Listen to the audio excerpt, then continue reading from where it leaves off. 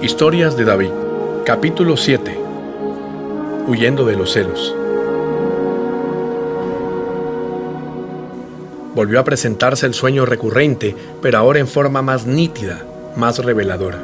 En el momento cuando la corona estaba por ubicarse sobre su cabeza, la mano que se aproxima hacia él fue cortada por una daga filosa lanzada desde la multitud que lo perseguía.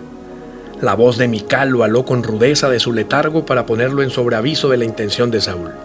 «Debes irte de inmediato, David», le dijo. «Han señalado esta noche para tu muerte».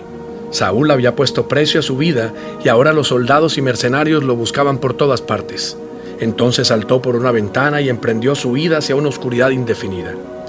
Llevaba 6 horas de camino ventajoso tratando de salvaguardarse de la furia de Saúl. Caminaba con la certeza de tener registrado cada rincón de esa tierra en sus pasos. El dolor era su mejor estímulo para correr en medio de la noche que extendía su manto, como ayudándolo a que pudiera mimetizarse sin ninguna dificultad. Hacía 6 horas que había salido huyendo del palacio, sin otro aditamento que la ropa que llevaba encima, y aún le parecía poco lo que había recorrido. Necesitaba alejarse más, necesitaba olvidarse de la trampa que le habían tejido el éxito. Necesitaba sentarse a llorar, a clamar por ayuda al Señor en medio de esa desesperada soledad que lo consumía. Si tan solo pudiera volver al sitio donde el rebaño pastaba, podría reposar en los brazos de mi pastor. Pero seguro allá será el primer lugar donde busquen, decía en medio de esa necesidad de encontrar una respuesta ante lo que sucedía. Apenas, con la sorpresa de quien tiene que abandonarlo todo de la noche a la mañana, corría agitado por sus recuerdos, por sus voces internas que trataban de confundirlo, por sus propios rumores que hacían eco en su corazón. Me persiguen muchos, los mismos que me aplaudían por los triunfos, esos que me juraron libertad como su comandante, esos que me hablan al oído para decirme que sería el rey, ahora buscan mi derrota. Qué irónica es la vida, ¿y qué tal si me encuentran? ¿Será este el final de mis días? ¿Cuánto habrán pagado por mi cabeza? ¿Qué pasará ahora con mi familia? ¿Dónde estás, Señor mío? ¿Dónde te has metido en estos momentos de dificultad?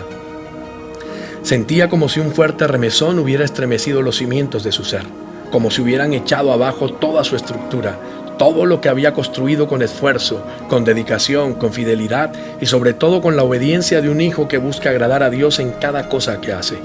Corría aprisa en medio de su asombro ante tanto odio, ante tanta ingratitud. Corría para evitar que los escombros de ese castillo que se derrumbaba cayeran sobre él y lo aplastaran. Atrás lo dejaba todo, los lujos y las comodidades, lo que nunca había sido parte de él, pero por la fuerza de la costumbre lo había incorporado. Atrás quedaba su esposa Mical, quien a riesgo de su propia vida decidió ayudarlo a huir frente a la sentencia de muerte que el rey había lanzado sobre él. El amor de Mical lo dejaba libre, lo impulsaba a correr por nuevos senderos de incertidumbre y dolor. Ahora huía como cualquier delincuente, ahora entendía que nada volvería a ser como antes. Corría apresuradamente tratando de sacar más ventaja de la noche para que cuando el rey advirtiera su ausencia, ya la distancia pudiera darle delantera para seguir avanzando con mayor tranquilidad. Corría desesperadamente a través de la espesura del bosque, cruzó ríos, subió por despeñaderos hasta llegar a desiertos, buscó las montañas tratando de resguardarse del peligro, pero sobre todo del dolor que lo invitaba a vengarse, a reclamar de una vez por todas su promesa de rey, pero era consciente de que a todo le llegaba su tiempo y que nada podía escaparse de las manos del Señor. Él pondría todo en su orden, a su manera, con su propósito y desde su voluntad, que era buena, agradable y perfecta. Se sentía abatido por las circunstancias y por el cansancio físico de toda una noche de agitación.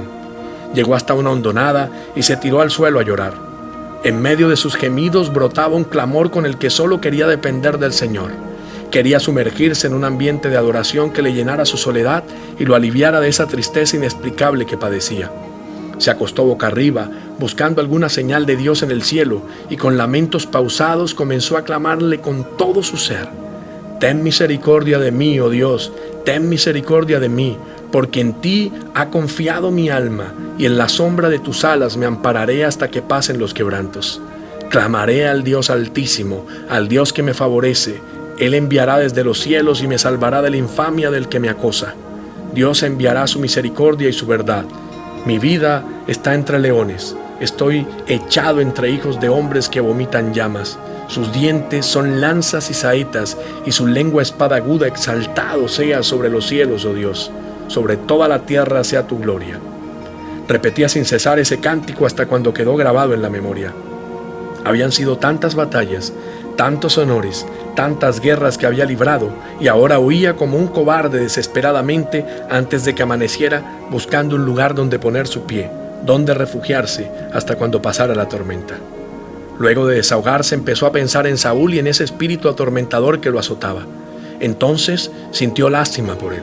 Trató de entender que su lucha no era contra carne, sino contra un mundo espiritual oscuro que afectaba a Saúl.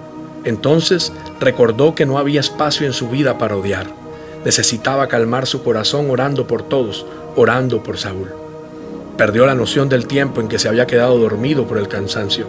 Tal vez pasaron solo unos minutos que a él se le hacían suficientes para aliviarlo. Se incorporó y continuó su recorrido. Su boca estaba tan reseca que no podía tragar. Entonces sintió necesidad de saciar su sed. Aún no amanecía, por lo que cualquier sonido se hacía más notable y nítido si conseguía apaciguar su corazón. De lejos le llegaba un rumor de aguas que chocaban con un lecho de piedras. Entonces empezó a dejarse guiar por el leve susurro de la corriente y el olor a tierra mojada. Se inclinó, llevó el cuenco de su mano a la boca 6 veces, lentamente tratando de identificar algún sabor que saciara sus malos recuerdos. Entonces se empinó para sumergir su cabeza y refrescarse de su desilusión.